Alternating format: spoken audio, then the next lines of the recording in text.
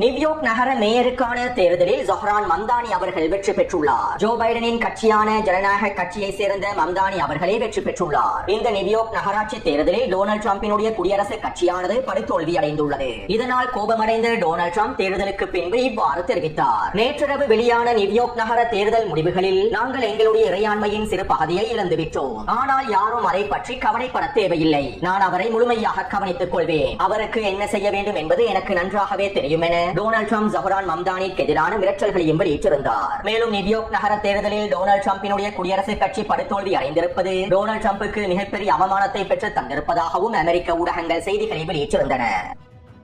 அத்தோடு நியூயார்க் நகர தேர்தலில் வெற்றி பெற்றிருக்கக்கூடிய ஜொஹ்ரான் மம்தானி தொடர்பாகவும் இந்த வெற்றியின் மூலமாக பலஸ்தீனியர்களுக்கு எவ்வாறான நன்மைகள் கிடைக்கும் என்பது தொடர்பாகவும் சிலர் கேள்விகளை எழுப்பியிருந்தீர்கள். நியூயார்க் நகர மேயராக ஜொஹ்ரான் மம்தானி தெரிவு செய்யப்பட்டிருப்பதனால் பலஸ்தீனிய விவகாரங்களில் ஏதாவது நன்மைகள் ஏற்படுமா, பலஸ்தீனிய மக்களுக்கு ஏதாவது நன்மைகள் கிடைக்குமா என சிலர் கேள்விகளை எழுப்பியிருந்தீர்கள். உண்மையில் இந்த தேர்தலானது ஒரு நகர சபை தேர்தலாகும். நியூயார்க் நகருக்கான மேயரை தெரிவு செய்யக்கூடிய தேர்தலாகும். நியூயார்க் நகர மேயராக இருந்து கொண்டு பலஸ்தீனிய விவகாரங்களில் அமெரிக்காவினுடைய நிலைப்பாடுகளில் எந்தவிதமான மாற்றத்தையும் அழுத்தங்களையும் ஏற்படுத்த முடியாது. அமெரிக்க வெளியுறவுத்துறை கொள்கைகளிலும் நியூயார்க் நகர மேயருக்கு எந்தவிதமான மாற்றங்களையும் அழுத்தங்களையும் ஏற்படுத்த முடியாது. நியூயார்க் நகருக்குள்ளே இருக்கக்கூடிய பிரச்சனைகள் தொடர்பாகவும் நியூயார்க் நகரோடு சம்பந்தப்பட்டிருக்கக்கூடிய பலஸ்தீனிய விவகாரங்கள் தொடர்பாகவும் மாத்திரமே ஜொஹ்ரான் மம்தானியின் மூலமாக நடவடிக்கைகளை எடுக்க முடியும். மேலும் அமெரிக்காவினுடைய கொள்கை நிலைப்பாடுகளில் எந்தவிதமான மாற்றத்தையும் அவருக்கு ஏற்படுத்த முடியாது. அத்தோடு ஜொஹ்ரான் மம்தானி அமெரிக்காவினுடைய மூன்றாம் தரப்பு கட்சியை சேர்ந்தவர் அல்ல, ஜோ பைடனின் ஜனநாயக கட்சியை சேர்ந்தவர். எனவே நியூயார்க் நகர மேயராக தெரிவு செய்யப்பட்டிருக்கக்கூடிய ஜொஹ்ரான் மம்தானியின் மூலமாக பலஸ்தீனிய விவகாரங்களில் நேரடியாக தலையிட முடியாது. இருப்பினும் நியூயார்க் நகர சபை தேர்தலானது சர்வதேசத்திற்கு மிகப்பெரிய உண்மைகளை வெளிப்படுத்தியுள்ளது. அமெரிக்க வரலாற்றில் இஸ்ரேலிய ஆக்கிரமிப்புக்கு எதிராக ஜியோனிஸ்டுகளுக்கு எதிராக செயற்பட்ட எந்த ஒரு தலைவரும் தேர்தலில் வெற்றி பெற்றதே கிடையாது. அமெரிக்காவினுடைய தேர்தலில் வெற்றி பெற வேண்டுமாக இருந்தால் இஸ்ரேலிய ஆக்கிரமிப்பினுடைய ஜியோனிச தலைவர்களுடைய ஆதரவை பெற்றிருக்க வேண்டும் என்பது எழுதப்படாத விதியாகும். இஸ்ரேலிய ஆக்கிரமிப்புக்கு எதிராக செயற்படக்கூடிய ஒரு நபரினால், இஸ்ரேலிய ஆக்கிரமிப்பை சவால் செய்யக்கூடிய ஒரு நபரினால் அமெரிக்க தேர்தல் களத்திலே வெற்றி பெறவே முடியாது. அமெரிக்காவினுடைய கடந்த கால தேர்தல் வரலாறு இதனைத்தான் உணர்த்துகின்றது. ஆனால் இன்று நிலைமைகள் அனைத்தும் தலைகீழாக மாறிவிட்டன. இஸ்ரேலிய ஆக்கிரமிப்புக்கு ஆதரவளிக்கக்கூடிய தலைவர்களை அதிகளவான அமெரிக்க மக்கள் வெறுக்கின்றார்கள். இஸ்ரேலிய ஆக்கிரமிப்புக்கான அமெரிக்க மக்களுடைய ஆதரவு பாரிய அளவில் சரிவடைந்துள்ளது. 65% அதிகமாக இஸ்ரேலிய ஆக்கிரமிப்புக்கு ஆதரவை வழங்கிய அமெரிக்க மக்கள் தற்போது 35% குறைந்து விட்டார்கள். இதனால் அமெரிக்க தேர்தல் களமும் மாற்றமடைந்து விட்டது. இஸ்ரேலிய ஆக்கிரமிப்புக்கு ஆதரவாக செயற்படக்கூடியவர்களுக்கும் பலஸ்தீனியர்களுக்கு எதிராக செயற்படக்கூடியவர்களுக்கும் அமெரிக்க மக்கள் வாக்களிப்பதை குறைத்து விட்டார்கள். நாங்கள் இஸ்ரேலுக்கு முழுமையான ஆதரவை வழங்குகின்றோம் என தேர்தல் பிரச்சாரங்கள் ஒருவர் கூறினால் அவர் வெற்றி பெறுவதற்கான வாய்ப்புகளும் குறைந்துவிடும் என்பதே தற்போதைய நிலைமைகளாகும். இஸ்ரேலுக்கான ஆதரவை வெளிப்படையாக வெளிப்படுத்தினால் தேர்தலில் வெற்றி பெற முடியாத நிலைமை ஏற்பட்டுவிடும் என்பதே தற்போதைய யதார்த்தமான நிலைமையாகும். இது அமெரிக்காவில் மாத்திரமல்ல, ஒட்டுமொத்த சர்வதேசத்திலும் இதே நிலைமை தான் காணப்படுகின்றது. பலஸ்தீனிய மக்களுக்கு எதிராகவும் இஸ்ரேலிய ஆக்கிரமிப்புக்கு ஆதரவாகவும் செயற்பட்ட அரசாங்கங்களை அந்த நாட்டு மக்களே வெறுப்பதற்கு ஆரம்பித்து விட்டார்கள். இதனையே தற்போதைய நியூயார்க் நகர மேயர் தேர்தல் போட்டியிலும் எங்களுக்கு தெளிவாக காணக்கூடியதாக உள்ளது.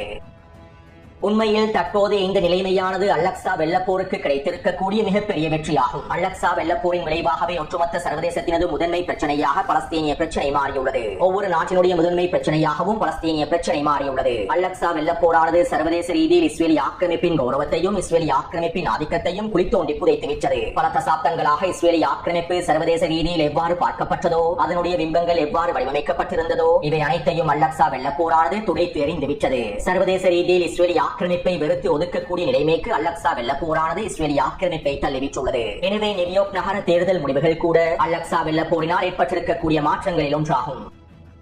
அடுத்து அமெரிக்கா அணுசக்தி திறன் கொண்ட மினிட்மேன் என்கின்ற ஏவுகணையை சோதனை செய்துள்ளது. கடந்த வாரம் ரஷ்யா அதனுடைய அணுசக்தி திறன்களை கொண்டிருக்கக்கூடிய ஏவுகணைகளை சோதனை செய்திருந்தது. இதற்கு பதிலடியாகவே தற்போது அமெரிக்காவும் அணுசக்தி திறன்களை கொண்டிருக்கக்கூடிய மினிட்மேன் ஏவுகணையை சோதனை செய்துள்ளது. மேலும் இந்த அணுசக்தி திறன் கொண்ட ஏவுகணை சோதனையை தொடர்ந்து டொனால்ட் ட்ரம்ப் இவ்வாறு தெரிவித்தார். உலகிலேயே மிகப்பெரிய அணுசக்தி திறன் கொண்ட நாடாக அமெரிக்காவே காணப்படுகின்றது. எங்களிடம் அதிகளவான அணு ஆயுதங்கள் காணப்படுகின்றன. எல்லா விதத்திலும் வலிமையான பல திறன்களை கொண்டிருக்கக்கூடிய ஆயுதங்கள் எங்களிடம் காணப்படுகின்றன.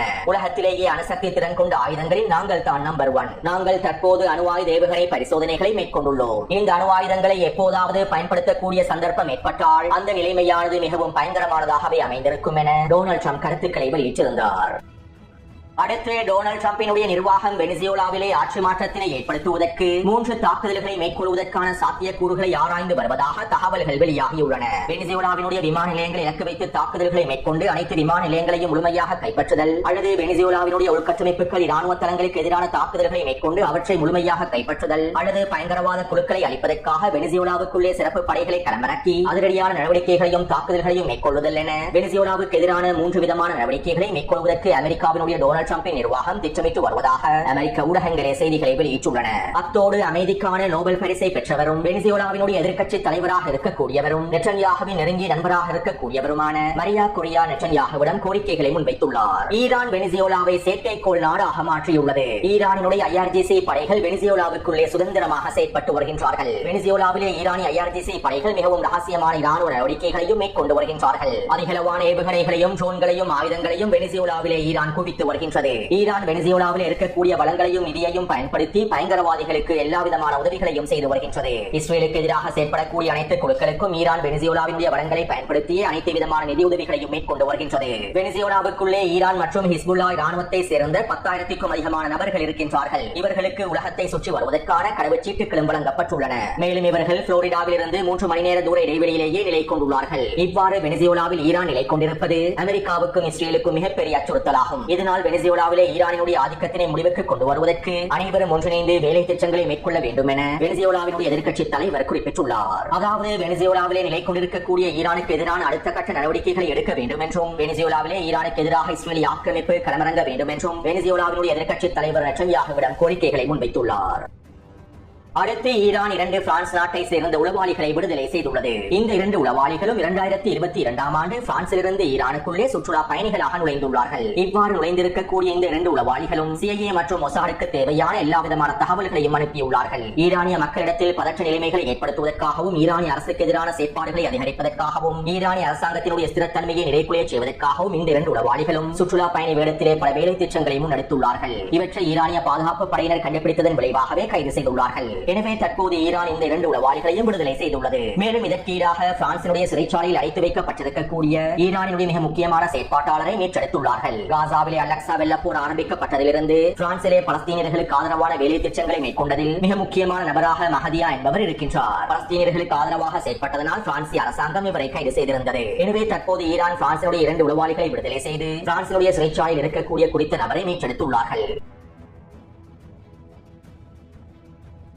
இஸ்ரேலிய ஆக்கிரமிப்பு ராணுவம் கடந்த 48 மணித்தியாலங்களுக்குள் தெற்கு லெபனான் பிரதேசத்திலே 12க்கும் அதிகமான தாக்குதல்களை மேற்கொண்டுள்ளது. நாளுக்கு நாள் தெற்கு லெபனான் பிரதேசத்திலே இஸ்ரேலிய ஆக்கிரமிப்பு ராணுவத்தினுடைய தாக்குதல்களுடைய எண்ணிக்கையும் வீரியமும் அதிகரித்துக் கொண்டே செல்கின்றன. மேலும் அதிகளவான ஹிஸ்புல்லா ராணுவ உறுப்பினர்களும் படுகொலை செய்யப்பட்டு வருகின்றார்கள். கடந்த 48 மணித்தியாலங்களுக்குள் 3 வாகனங்களை இலக்கு வைத்து இஸ்ரேலிய ஆக்கிரமிப்பு மேற்கொண்ட ட்ரோன் தாக்குதலினால் 4 ஹிஸ்புல்லா ராணுவ உறுப்பினர்கள் கொல்லப்பட்டுள்ளார்கள். அதேபோன்று நேற்று மாலை இஸ்ரேலிய ஆக்கிரமிப்பு சிப்பாய்களும் போர் வாகனங்களும் தெற்கு லெபனானுடைய மேசல் ஜபல் பிரதேசத்தின் கிழக்கு பகுதியின் ஊடுருவியுள்ளார்கள். குறித்த பிரதேசத்தினூடாக ஊடுருவி ப்ளூ லைன் பிரதேசத்தினை அடைந்து அந்த பகுதிகளிலே இருக்கக்கூடிய வீடுகளை இலக்கு வைத்து பீரங்கி தாக்குதல்களையும் மேற்கொண்டுள்ளார்கள். மேலும் தெற்கு லெபனான் எல்லை பிரதேசத்திலே இஸ்ரேலிய ஆக்கிரமிப்பு ராணுவம் நிலை கொண்டிருக்கக்கூடிய பிரதேசங்களை விரிவாக்குவதற்கான எல்லா விதமான வேலை திட்டங்களையும் மேற்கொண்டு வருகின்றது. அடுத்து ஹிஸ்புல்லா ராணுவத்தினர் லெபனானிய ஜனாதிபதிக்கும் லெபனானிய மக்களுக்கும் திறந்த கடிதம் ஒன்றை அனுப்பி வைத்துள்ளார்கள். குறிப்பாக லெபனானிய ஜனாதிபதி ஜோசப் அவுனுக்கும் பிரதமர் நவாப் சலாமுக்கும் வெளிப்படையான அறிவிப்புகளை அனுப்பி வைத்துள்ளார்கள். மேலும் ஹிஸ்புல்லாவினுடைய திறந்த கடிதத்தில் இவ்வாறு தெரிவிக்கப்பட்டுள்ளது: நாங்கள் யுத்த நிறுத்த ஒப்பந்தத்தினை கடைபிடிக்கின்றோம். ஆனால் ஆக்கிரமிப்பு எதிரே யுத்த நிறுத்த ஒப்பந்தத்தினை மீறி லெபனானுக்குள்ளே உச்ச தாக்குதல்களை மேற்கொண்டு வருகின்றது.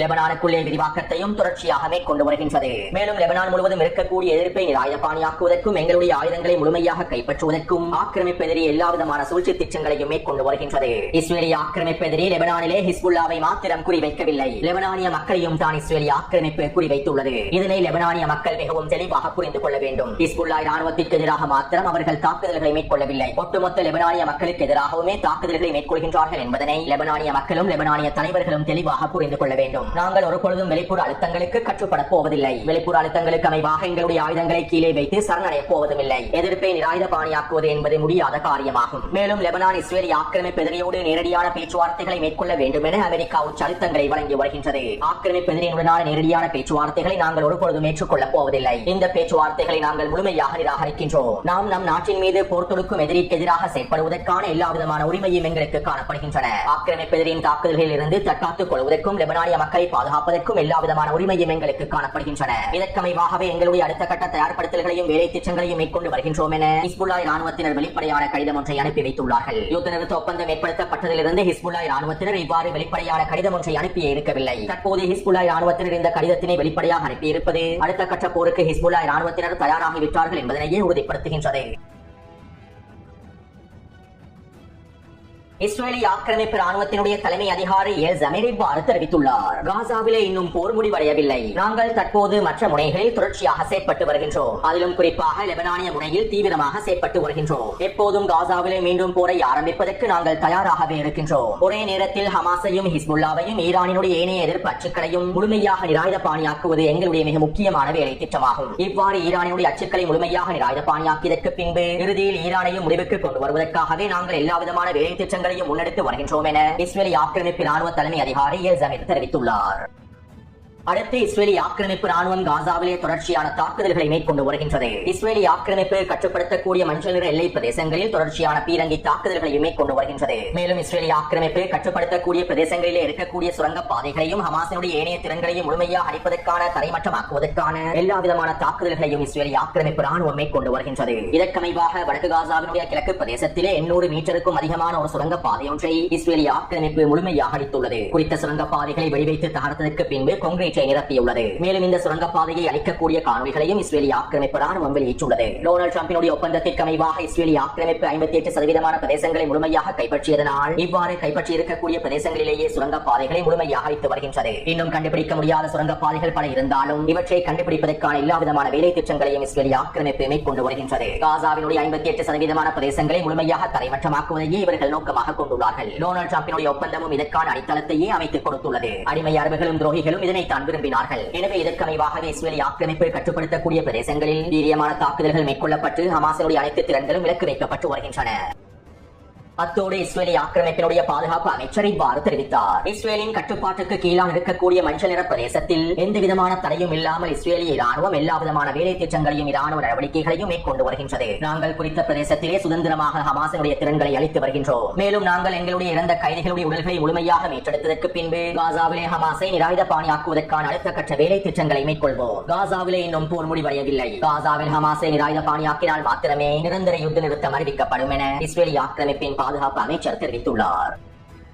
அத்தோடு காசாவினுடைய ரஃபா கிழக்கு பிரதேசத்திலே சுரங்கப்பாதைகளில் சிக்கிக் கொண்டிருக்கக்கூடிய 200க்கும் அதிகமான பலஸ்தீனிய போராளிகள் தொடர்பாக கடந்த 2 நாட்களுக்கு முன்பே காணொலிகளில் தெளிவாக குறிப்பிட்டிருந்தேன். மேலும் சுரங்கப்பாதைகளில் சிக்கியிருக்கக்கூடிய பலஸ்தீனிய போராளிகள் தொடர்பாக நேற்றிரவு நெட்டன்யாஹு இவ்வாறு தெரிவித்தார். சுரங்கப்பாதைகளில் சிக்கிக் கொண்டிருக்கக்கூடிய ஹமாஸின் போராளிகளுக்கு 2 வாய்ப்புகள் மாத்திரமே இருக்கின்றன. ஒன்று, அனைவரும் எங்களிடம் சரணடைந்து விட வேண்டும், அல்லது சுரங்கப்பாதையிலேயே முழுமையாக செத்து மடிய வேண்டும். அதே போன்று ஹமாஸ் ஏற்கனவே ஒப்புக்கொண்ட ஒப்பந்தத்திற்கு அமைவாக அனைத்து இஸ்ரேலிய கைதிகளுடைய உடல்களையும் விடுவிக்க வேண்டும். சுரங்கப்பாதையில் சிக்கியிருக்கக்கூடிய போராளிகளை மீட்பதற்காக எந்த ஒரு புதிய ஒப்பந்தமும் கைதிகளுடைய உடல்களை வைத்து மேற்கொள்ளப்படாது என நெட்டன்யாஹு தெரிவித்துள்ளார். அத்தோடு சுரங்கப்பாதையிலே இருக்கக்கூடிய 200க்கும் அதிகமான பலஸ்தீனிய போராளிகள் பாதுகாப்பாக வெளியேற்றப்படாவிட்டால், செஞ்சிலுவை சங்கத்தின் உதவியோடு அவர்கள் முழுமையாக வெளியேற்றப்படாவிட்டால் நாங்கள் இஸ்ரேலிய கைதிகளின் உடல்களை விடுவிக்கப் போவதில்லை என ஹமாஸ் தரப்பினர் மிரட்டல்களை வெளியிட்டிருந்தார்கள். இருப்பினும் இந்த மிரட்டல்களும் தோல்வியிலேயே முடிவடைந்துள்ளன. ஏனென்றால் மத்தியஸ்தர்களும் நெட்டன்யாஹுவுக்கு முழுமையான ஆதரவை வழங்கி வருகின்றார்கள். அடிமைகளான துருக்கி, கத்தார் மற்றும் எகிப்திய மத்தியஸ்தர்கள் ஹமாஸுக்கு உச்சழுத்தங்களை வழங்கி வருகின்றார்கள். ஏற்கனவே ஒப்புக்கொள்ளப்பட்ட ஒப்பந்தத்திற்கு அமைவாக ஹமாஸ் கைதிகளுடைய உடல்களை விடுவிக்க வேண்டும் என்றும் இன்னும் ஒரு புதிய ஒப்பந்தத்தினை மேற்கொள்ள முடியாது என்றும் சுரங்கப்பாதைகளில் சிக்கியிருக்கக்கூடிய பலஸ்தீனிய போராளிகள் தொடர்பான முடிவுகளை எங்களால் எடுக்க முடியாது என்றும் அடிமை மத்தியஸ்தர்கள் தெரிவித்துள்ளார்கள். இதனால் நேற்றிரவும் ஹமாஸ் தரப்பினர் இஸ்ரேலிய ஆக்கிரமிப்பு கைதியின் உடல் ஒன்றை விடுவித்திருந்தார்கள். மேலும் தற்போது காசாவிலே 7 இஸ்ரேலிய கைதிகளின் உடல்கள் மாத்திரமே எஞ்சியுள்ளன.